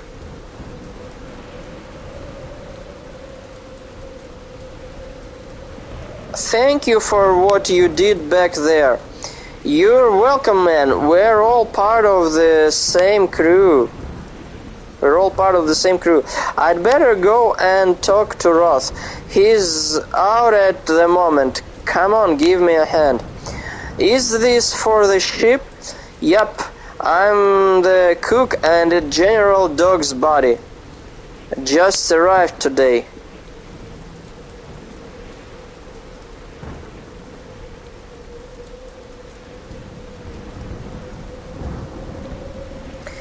We'd better get that scene too. It's just a grace you have had worse.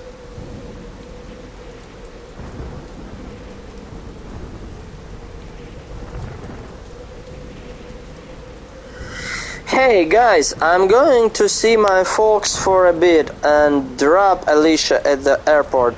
I'll be back for the big lunch. Take care of yourselves, you two.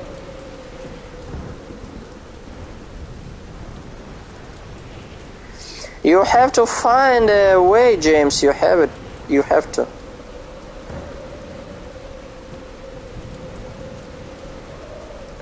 You have to find a way, James. You have to. How are you doing? I've been better. Why didn't you tell us the network had pulled the funding? I was hoping I could find the funding some other way. My agent is still trying to convince the network to reconsider. If they don't, they are idiots. The search for Yamatai, it could be groundbreaking. Exactly.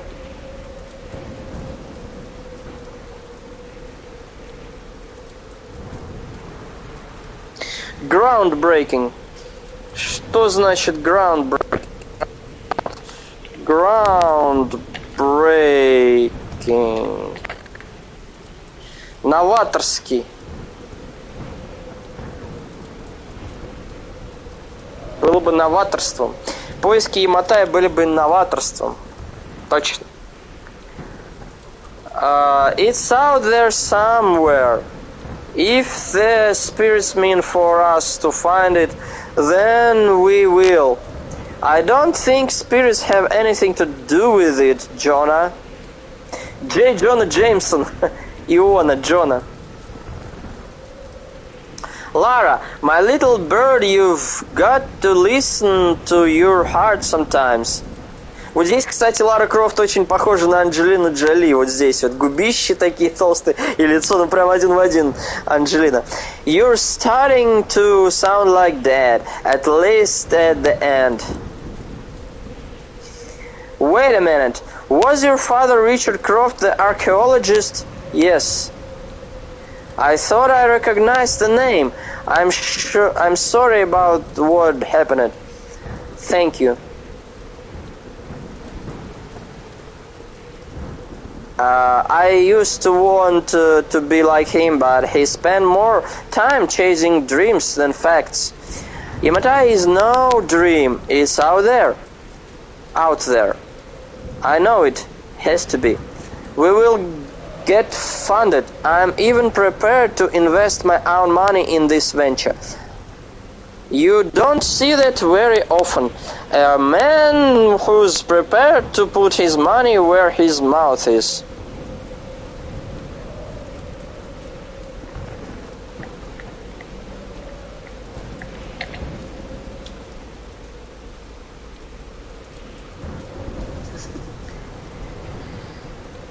Unfortunately, the divorce didn't leave me with quite as much as I'd hoped.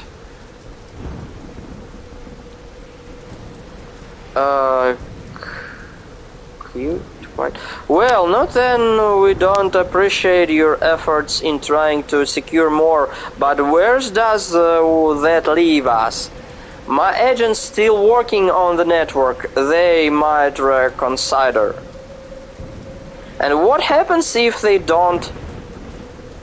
I can put up half the money, but that's stretching it. I'm still without a cameraman or a researcher. I could be your researcher. I've done it before, and I used to go on digs with my parents. What? That would solve one problem, but research is not good without funding. Get out on deck, Roth. It's Alex.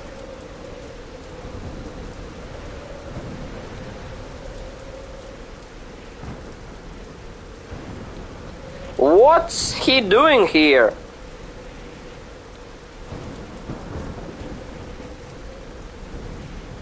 Good to see you too, big man. You've gotta give a guy sanctuary, Roth. They have finally found me.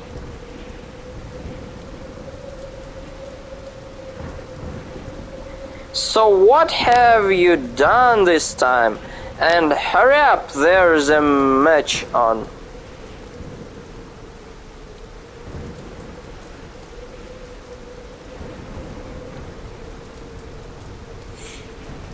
You know how certain government bodies have been covering up certain activities that certain people are keen to expose?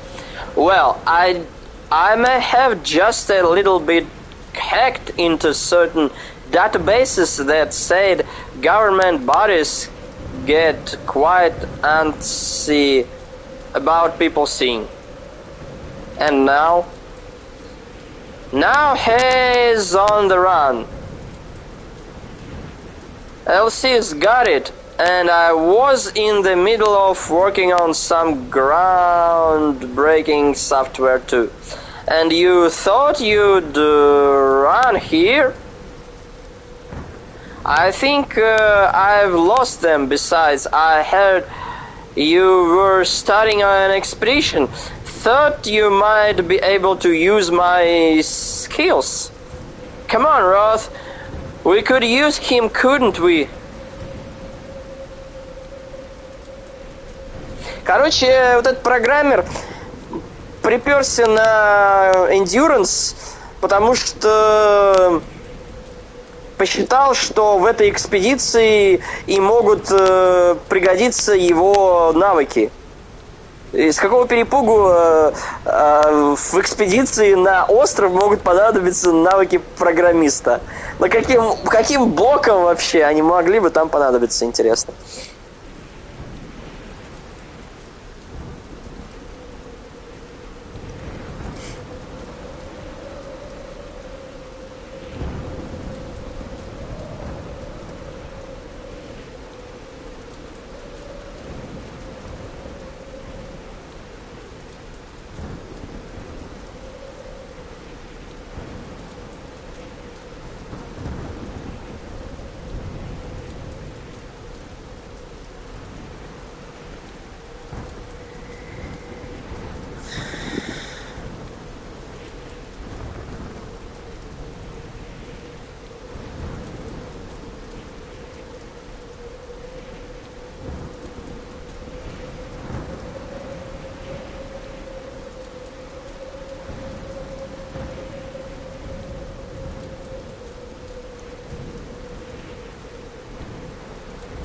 As long as you keep him out of my way. Hey, where's the love race? The expedition's experiencing a few finding issues. Temporarily. Got it, Roth. You join us today for Sheffield United versus Tranmere Rovers. You know I'm useful, Roth. Seriously, I will do it for free. The lad must be desperate.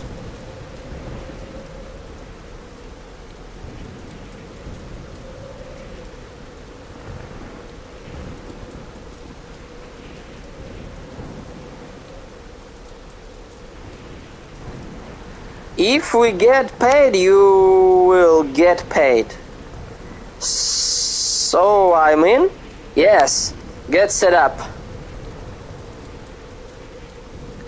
And there's the kick-off.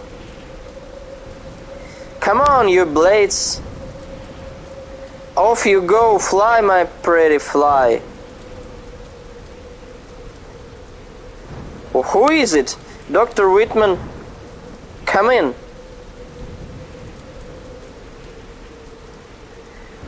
You're the TV guy, right? Right. So where's your crew cameras? I heard girl to powder my face.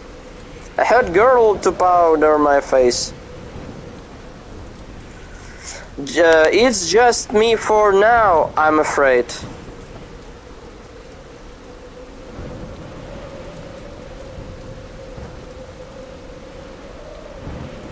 So Jimmy Whitman, you being all by your lonesome wouldn't have anything to do with the network pulling your findings?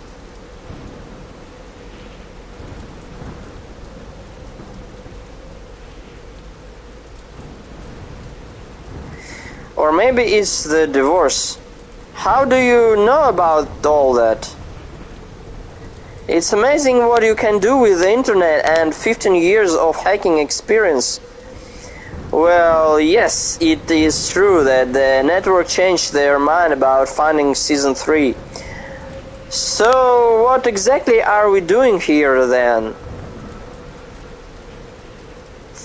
I'm hoping my agent can make them reconsider. But you don't think they will, do you?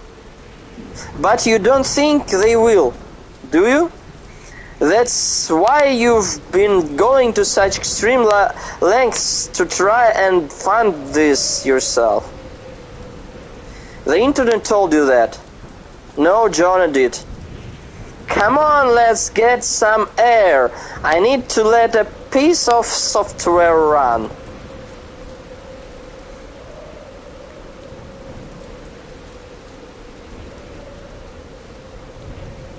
One thing's for sure, the secret of Yamatai won't be in any book. There are people that make sure certain shit doesn't get written down, at least not in books. What do you mean? It's obvious, isn't it? Yamatai is a cover-up by the Japanese government. It's probably full of all kinds of stuff they don't want us they don't want us finding out about. Well, you always say that we have got lots of stuff we don't want them finding out about.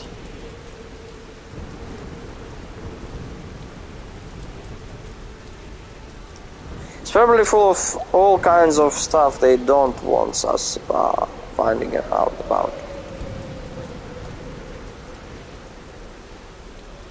Well, you always say that we have got lots of stuff we don't want them finding out about. Yeah, sure, but their stuff is probably much cooler. I'd ask for my book back, but I think you could use the education. If we find Yamatai and it's full of killer robots and genetic mutations, I called it.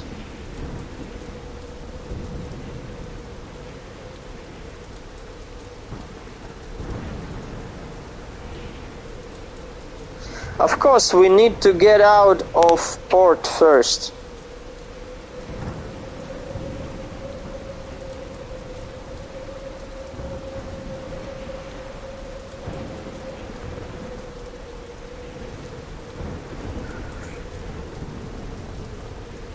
I may know a way we can kick up a bit of extra funding. Meet me in my cabin and ditch the tape recorder. Before I left, I was working on a piece of software that could hack gambling sites, turn the tables in my favor. I don't like the sound of that. It's a faceless crime, LC. I've been testing it out over the last couple of hours. Look, it's already racked in $2,000. And it's undetectable. 99.9%. Do you think Alex's plan is going to work? It's worth a shot.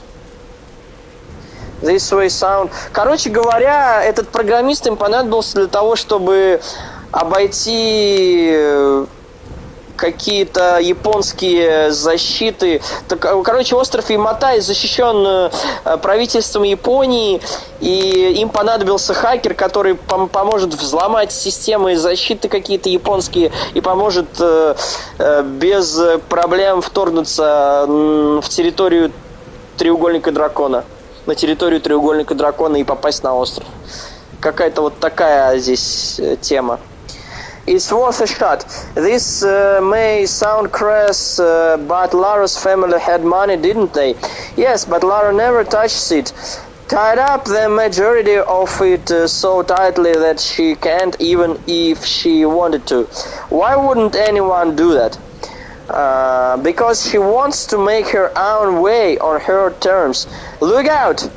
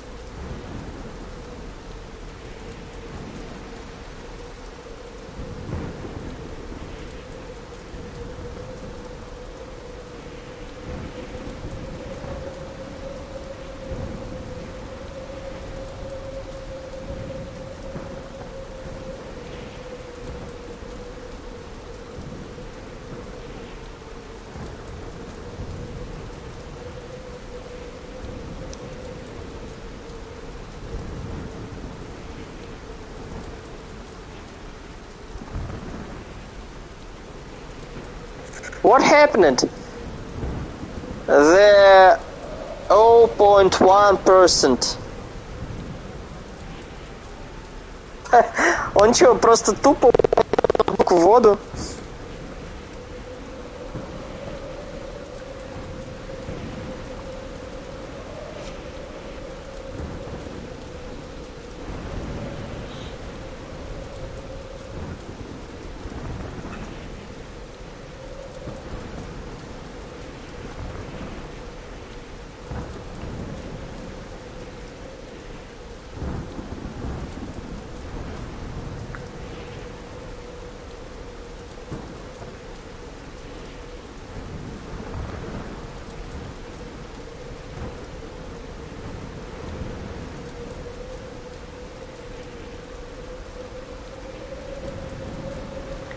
Sam, it's Lara. No, Sam, it's Lara. Hey, sweetie, you all ready to go? No, the funding's falling through. You're kidding. No, but Whitman still wants to make the documentary. He's putting his own money into it, but it's not enough. I know your uncle's financed Roth before.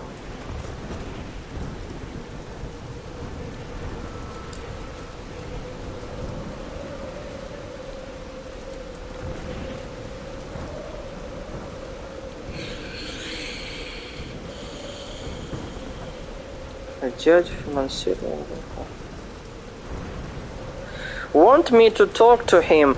He will want a big slice of what we find, though. I don't think that will be a problem.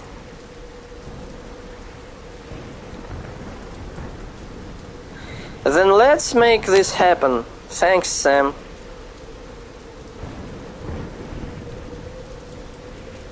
He said yes. You don't know what this means, Sam.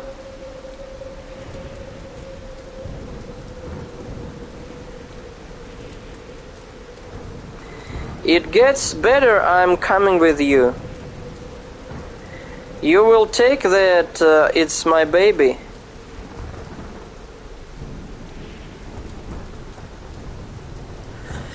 Everyone's having breakfast. Let's tell them. My agent says the network won't budge. There will be no funding. Then we might as well just pack up our bags and go. Not until you've heard Sam out.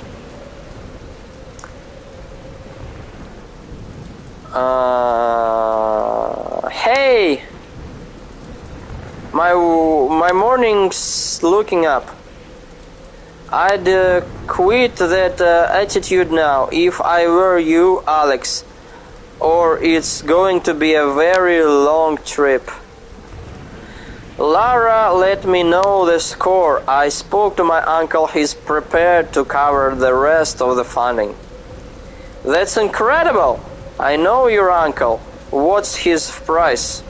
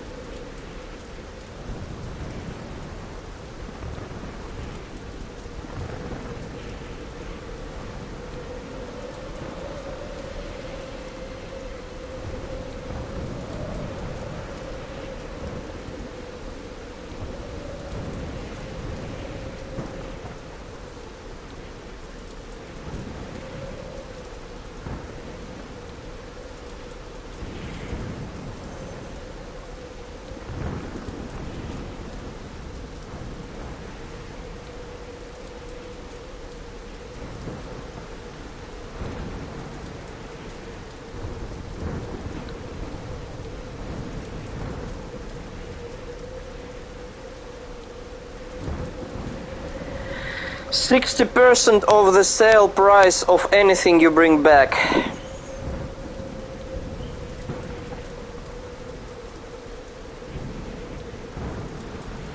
Yeah, that sounds like him. The bastard always drives a hard bargain.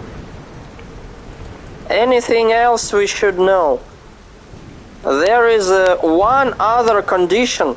You need a new camera person. You're right, the network paid for the last one. Well, now you've got one.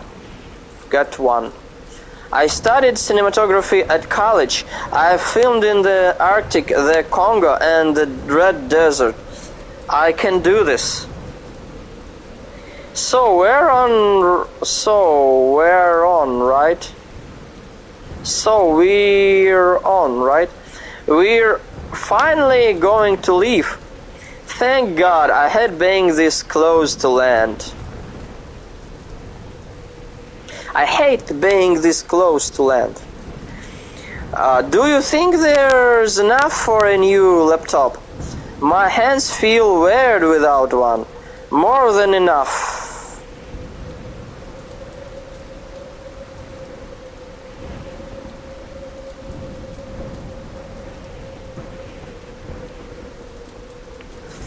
Okay then, let's get this show on the road. I better get some more supplies in. Bacon and eggs would be good. Toasts, no kind of breakfast. What should I do, Dr. Whitman?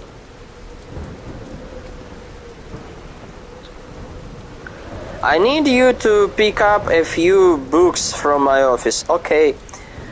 Take my driver, I'm going to start filming.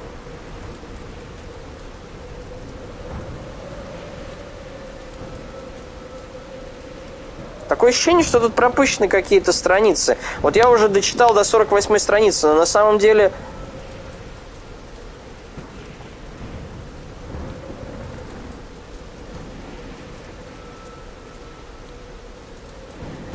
Тут что-то не то. Вот, 42-я, 43-я.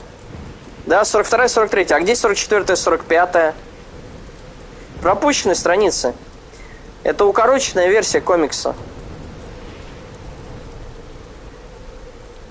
Или нумерация неправильная. А, вот, 44-я, 45-я. Как я считал? 45-я. 46-я, 47-я. Нет, что, реально я уже прочитал 47 страниц, даже не верится.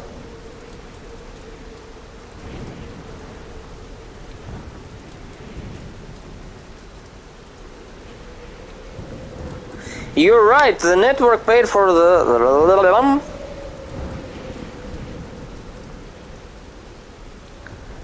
Так. The south might be warmer, but there's less chance of pirates if we go via Norway. Then we better make sure we've got the right permits. Alex, can you hurry them along? By hurry, you mean just make them happen. On it, right after this screen is fixed. Your laptop's here, Alex. Awesome. The engine's as good as she will ever be.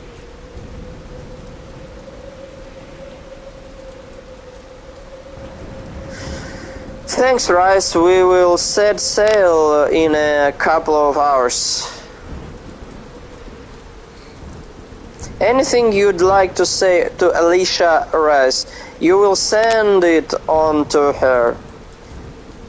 Be good for Auntie Una while I'm away. Keep practicing your piano. I love you, baby.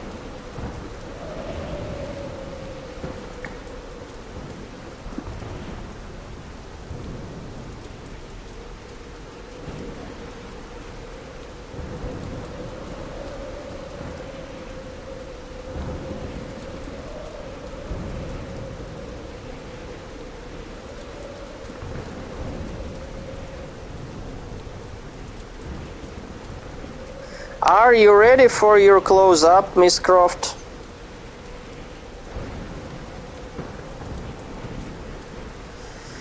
Don't be silly, Sam. I'm not important. You will be one day, I know it. Maybe one day we will both be. I can't believe we're doing this. I know, it's incredible. It's going to change our lives. The beginning.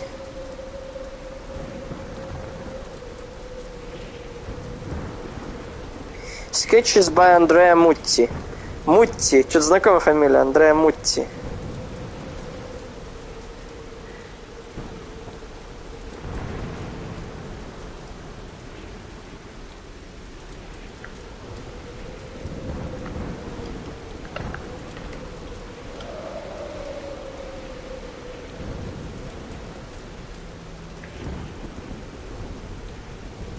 Анжела Мутти.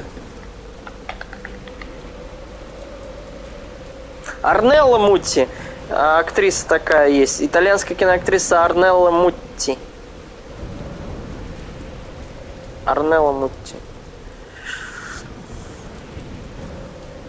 Это Андреа Мутти.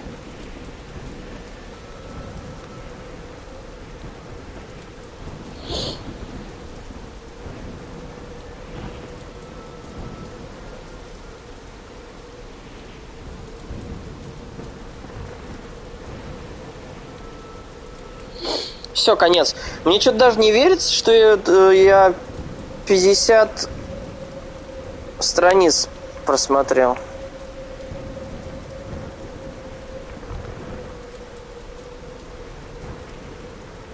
«52 страницы».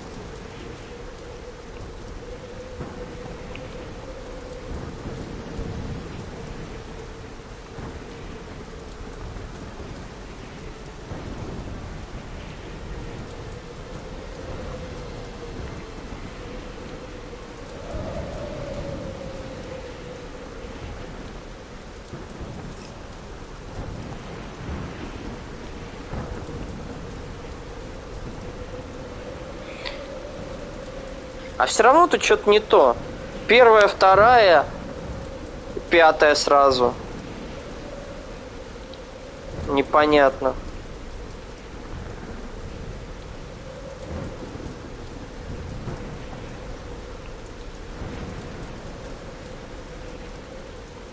Пятая.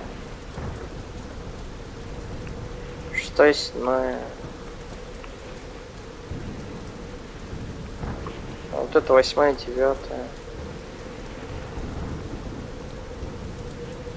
10-я, 11-я. 12-я, 13-я. 14-я, 15-я. 16-я, 17-я. Блин, а длинная история, черт возьми. 16-17-я. 18-ю, 19-ю я пропустил где-то. Вот, 18-я, 19-я. 20-я, 21-я. 22-я, 23-я. 24-я, 25-я. 26-я, 27-я.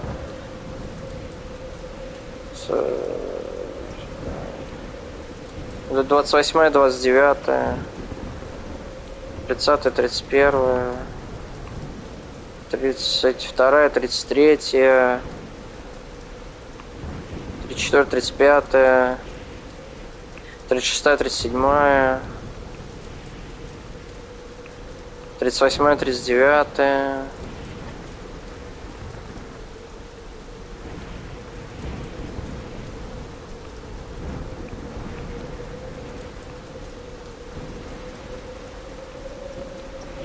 Что-то пропустил.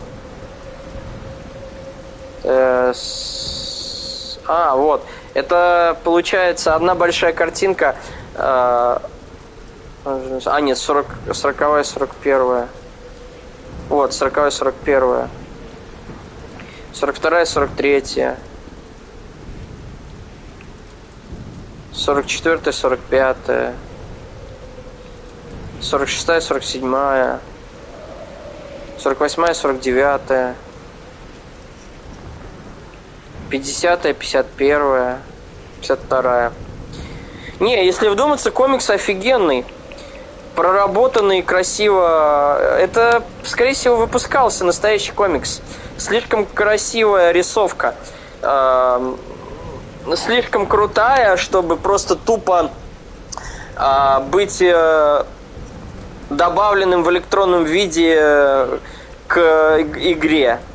Скорее всего, это комикс печатался. Слишком очень красиво нарисовано все.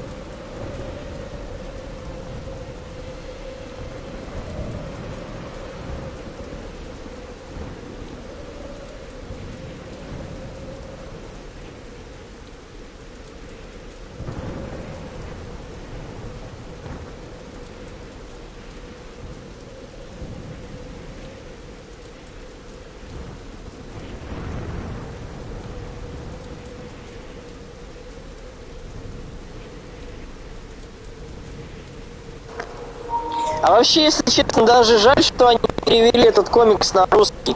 Там реально такая продуманная предыстория, открывающая персонажей даже сильнее, чем сама игра. Вот, но все на английском. Вообще не перевели к чему-то создатели комикса этот.